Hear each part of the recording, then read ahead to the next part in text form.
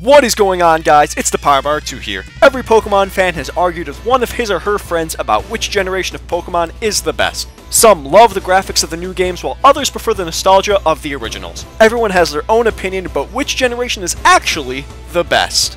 We are going to delve into this great debate by critically analyzing each generation in a non-biased and completely fair manner in order to determine which generation is actually the best. Last week, we looked back at the first generation of Pokemon of Red and Blue, which, if you haven't seen, I highly recommend you go check it out. And today, we are going to be looking at their sequels and the first generation that I ever played, Pokemon Gold and Silver of Generation 2.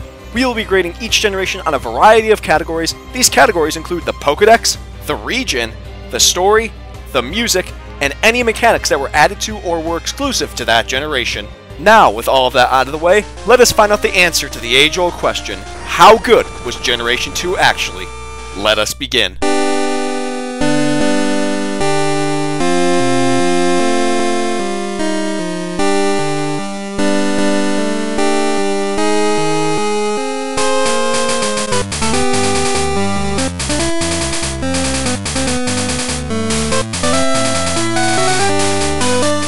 Pokemon Gold and Silver were released in 1999. Being the direct sequels to Red and Blue, these Pokemon games were originally intended to be the end of the franchise, but clearly, that was not the case. These games had big shoes to fill after the success of the originals, and many people do believe these to be the superior games. Pokemon Gold and Silver introduced 100 brand new Pokemon, which is the third fewest to be introduced in a generation. The three starters, Chikorita, Cyndaquil, and Totodile, do not receive the same love and affection as the original three starters. Some people consider Chikorita to be the worst grass starter of all time. Now, I do not agree with this, but when you do compare it to the other starters, you can see it does fall short compared to some. Cyndaquil is a good Pokemon in my opinion, but I do believe that Typhlosion could have been slightly cooler, but it is not the worst starter. Not even close. Now, if you have been on my channel for a while, you would know that I am very biased when it comes to Totodile, so I will just say, Feraligatr is the greatest Pokemon ever created and nothing will change my mind. Generation 2 provided a large number of evolutions as well as pre-evolutions to Pokemon from the first generation. Some of these include Elekid,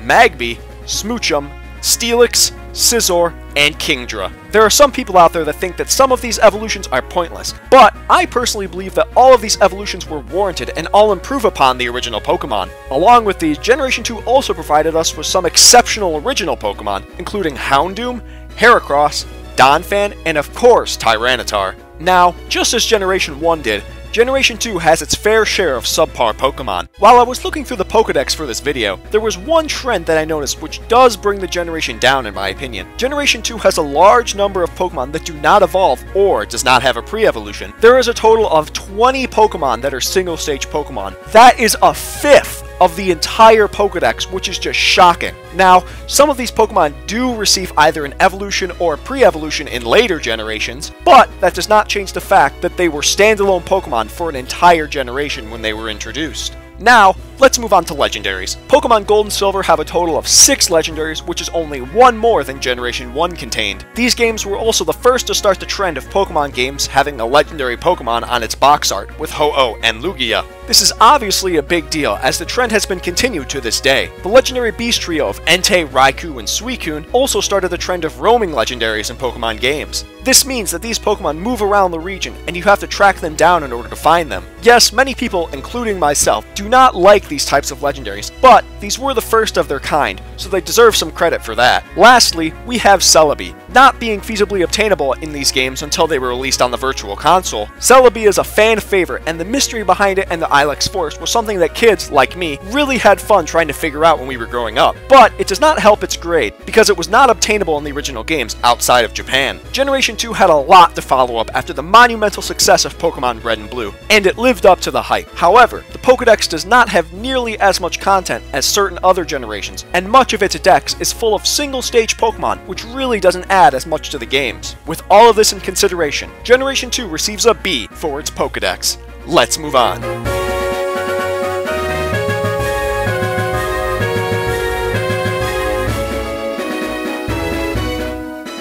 Pokemon Gold and Silver took place in the region of Johto, being connected directly to the west of Kanto. This was the first region that I personally was ever exposed to. Although Johto doesn't have the same level of memorable areas as Kanto, many people do believe Generation 2 to have the superior region. Some of the great areas Johto has to offer are Ilex Forest, Burn Tower, Whirl Islands, Lake of Rage, Ice Path, and of course Mount Silver. Many of these areas have a lot more depth and lore to them than past areas in Pokemon Red and Blue. Along with these areas, Johto is home to some of the greatest cities in all of the Pokemon universe. These cities include Goldenrod City, Olivine City, Azalea Town, Blackthorn City, Mahogany Town, and of course Ecruteak City. If I were to live in one city in all of the Pokemon world, I personally would choose to live in Ecruteak City. The vibe and tone of the city, mixed with the phenomenal music that accompanies it, provides what I believe to be the perfect combination for any Pokemon city. Plus, just as Generation 1 named all of its towns after colors, Generation 2 has all of its towns named after flowers, which is really cool, especially when you realize the Indigo Plateau works as both a color and a flower, so it fits both regions. As I said in the last video, they really thought it through. Now, just as every region has great areas, Pokemon Gold and Silver, of course,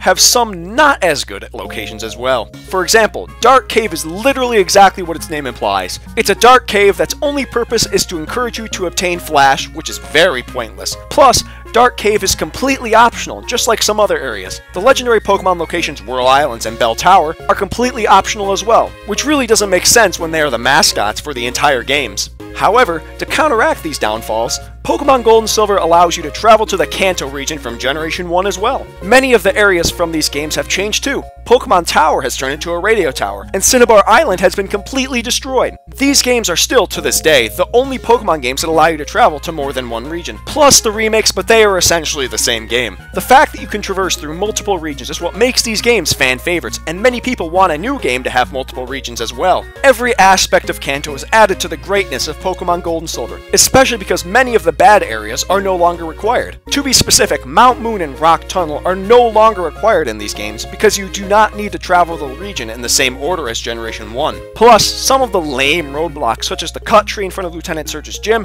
and the thirsty guards at Saffron City are no longer roadblocks in these games. Personally, this really improves upon the experience of traveling through Kanto and makes the nostalgia trip even more jaw-dropping than it already was. Generation 2 introduced my personal favorite region in Johto with some of the greatest cities and areas. Ecruteak City is many people's, including myself's, favorite city in all of Pokemon. Plus, Generation 2 added to and improved upon the original Kanto region, allowing us to have the best possible experience of the region that started it all. Being the only generation to give us two regions with a phenomenal set of locations, Generation 2 receives an A for its region. On to the next one.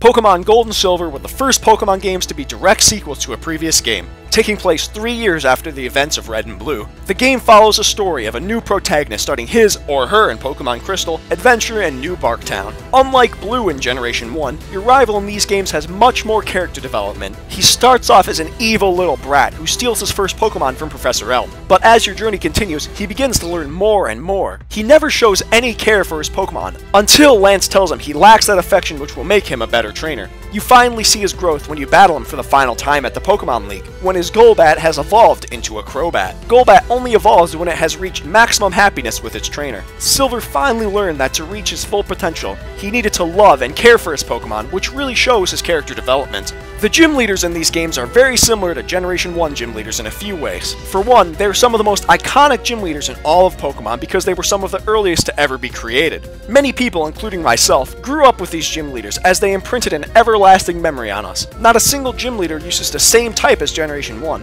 as all 16 of them cover every type in the game except the Dark type. Unlike Generation 1 gym leaders, however, there is one Johto gym leader that has lived on in infamy for being arguably the most frustrating battle in all of Pokemon. That leader, of course, is Whitney. Her Miltank has been the spawn of nightmares for many trainers for years. With a combination of Body Slam to paralyze you, Roll Out to do devastating damage, and Milk Drink to heal any damage you did to it, Whitney is the ultimate troll gym leader.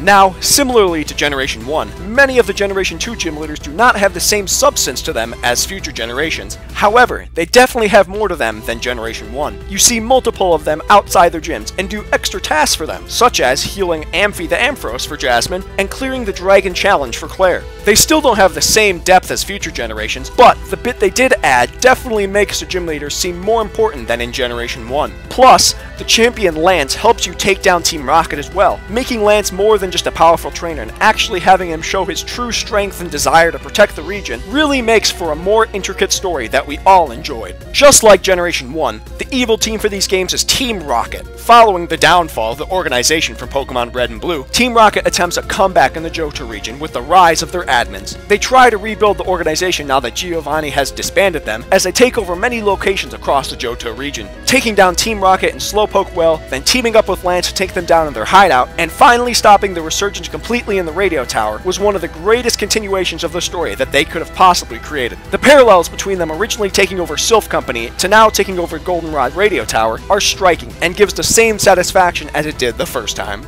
Now, these games were the first to have legendary Pokemon as the box art, but they do not have the same relevance as future box arts. Every game after this incorporates the box art legendary into the story in some way, frequently with the evil team, while Ho-Oh and Lugia are sadly 100% optional in these games. You can play through the entire games without ever seeing these Pokemon, which really does not bode well for its grade in this section. The remakes do give some relevance to these legendaries with the Kimono Girls, but we are solely examining the original games, so any story elements added in the remakes do not count. This also includes the event that shows the backstory of your rival being Giovanni's son. That is one of the greatest pieces of backstory ever created in a Pokemon game, but that was introduced in Generation 4, therefore it is not included in Generation 2's story. I'm sure a lot of you were waiting for this character to appear in my analysis, and now is the time to examine him. Yes, I'm talking about your character from the first game, Red. Yes, you see many important returning characters such as Blue and Professor O, but there is no word to describe the feeling of seeing Red, climbing up Mount Silver, and literally seeing yourself from 3 years ago is something that will never be topped. He is the most powerful trainer of all time, and was the first post-game battle to ever appear in a Pokemon game. Later games followed this trend with Steven and Emerald and Cynthia in the Generation 5 games, but they do not hold the same weight as Red. Getting to experience the whole Kanto region again, and finishing it off with battling yourself, who has level 70 and 80 Pokemon, was the greatest nostalgia trip ever. If they did decide to end the Pokemon story right here, it would have ended on the perfect note. Pokemon Gold and Silver were the perfect sequels to Generation 1. The resurgence of Team Rocket and getting to experience the Kanto region a whole second time is something that will never be recreated. Although many characters had more substance in Generation 1, there still was a lot that was not fleshed out until the remakes. If it had the same depth as future generations, it may have received a perfect score, but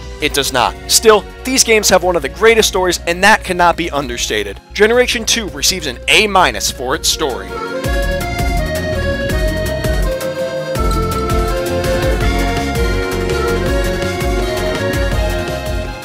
Pokemon Gold and Silver were released on the Game Boy Color. Although it was an improvement from the original Game Boy, the hardware upgrade was not to the same level as later handheld consoles. Similarly to Generation 1, the music from these games was some of the most memorable of all time. The cities of Johto have a phenomenal set of music. Every city has a theme which really suits the ambiance of the area. Goldenrod City has such a happy and upbeat theme which really fits the large city that is basically the center of the entire region. The song is so calming, and yet also puts such a smile on your face. Olivine City has a very cheery theme as well, which really fits the seaside and sailor vibe that Olivine possesses. Although it does share its theme with Violet City, I believe it fits Olivine much more. And of course, Ecruteak City has arguably the most soothing and calming theme in all of Pokemon. I have literally just opened up my game before just to sit in Ecruteak City and listen to the music. If that is not the sign that you made a perfect piece of music, then I do not know what is. Along with all of these new city themes, Pokemon Gold and Silver recreates every city theme from the original games as well. The remakes of these themes are arguably just as good and maybe even better than the originals, which is very hard to do.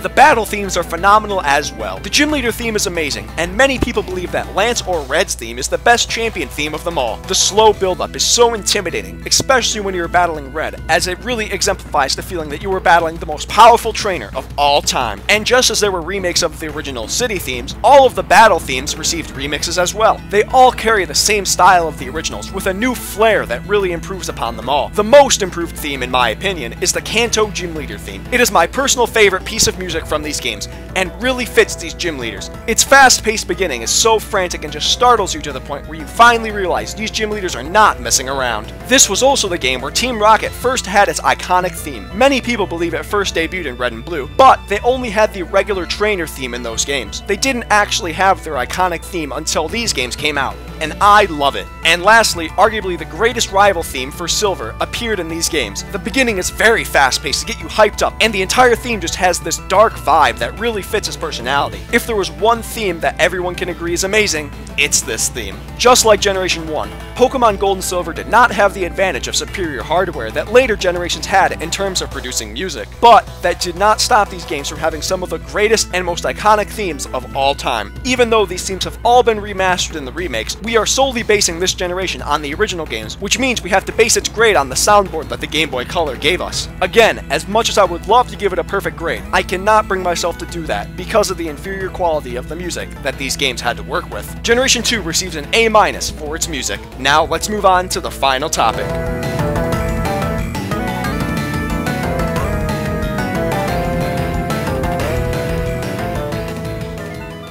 Following Generation 1, Pokémon Gold and Silver fixed many of the bugs and glitches that appeared in the original games, along with adding many mechanics of its own. Generation 2 balanced much of the game with many fixes to bugs. One of these fixes is the fact that the move Wrap no longer prevents the opponent from attacking. In Generation 1, Wrap would continue turn after turn and not allow the foe to move, which was one of the most annoying mechanics of all time. It also changed the fact that Bug and Poison types were no longer super effective against each other, which has remained the same to this day. Moves also no longer had a 1 in 255 chance of missing anymore, which was clearly an improvement. Some of the other changes include that critical hits were no longer based on base speed. Certain moves such as Focus Energy now actually did what they were meant to do, and Generation 2 finally split the special stat into a special attack and a special defense stat. This nerfed many Pokemon that were completely overpowered in Red and Blue. The most obvious and important mechanic that Generation 2 brought to the table was the addition of 2 brand new types. These new types were the Steel type and the Dark type. These types added much needed balance to the games, as well as made certain Pokemon like Magnemite and Magneton have new type combinations that made much more sense than before. Steel brought a brand new defensive typing that resisted 11 of the 17 types and was immune to poison types as well. Dark type brought a good balance to even out psychic types, as they were some of the most notorious overpowered Pokemon in all of Generation 1. These were welcome additions to the games, which made battling much better and more competitive.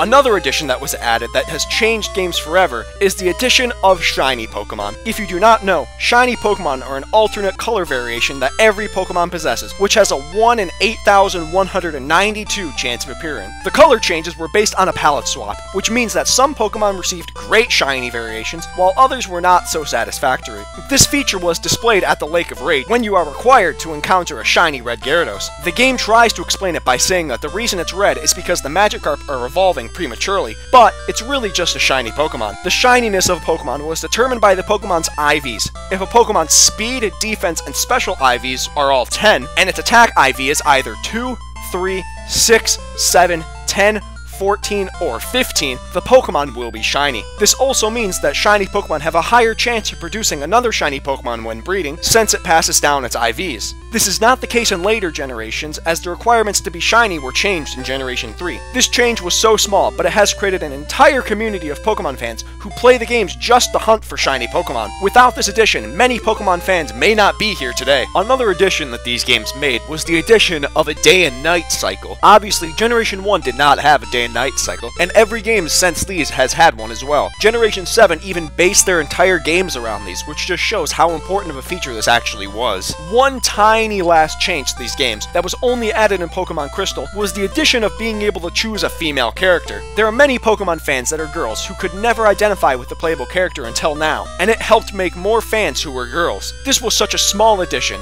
but it was so important, and it has been continued in every Pokemon game since then. Generation 2 fixed many of the bugs and glitches that were present in Generation 1, and improved much of the gameplay. The 2 new typings helped balance the game, and the small additions of shiny Pokemon and a female character have helped bring thousands, if not millions, of new fans over the years. Although none of these additions are exclusive to this generation, the additions are all very small, which made the future games better for everyone. But these additions were very small and weren't groundbreaking compared to later generations. For these reasons, Generation 2 receives a B+ for its mechanics.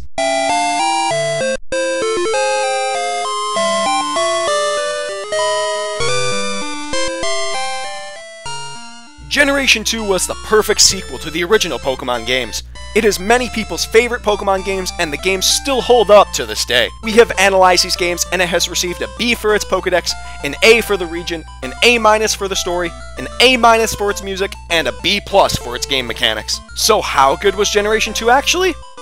It is a phenomenal generation, and many people's favorite generation, which is easy to see why. Adding to the original story while expanding to give the games its own feel was one of the most impressive things Game Freak could have possibly done. The fixes and additions that they made to the gameplay have stayed to this day and have given us great experiences that we have today with the new games. Many people say that the sequel is never as good, but Pokémon Gold and Silver prove that sometimes that is not the case. Pokémon Gold and Silver are superior to Red and Blue in almost every way possible. Gen 1ers may disagree with me, which is fine. This is my analysis, and every person will have a different opinion, and I would love to hear your opinions in the comment section down below. If you enjoyed this video, please leave a like and consider subscribing if you are new here. I will be making one of these videos for each generation, so that is something to look forward to in the near future. So please, share this video with anybody you think may enjoy it, and that's it for this video. Thank you all for watching, and I will see all of you guys next time. Bye-bye.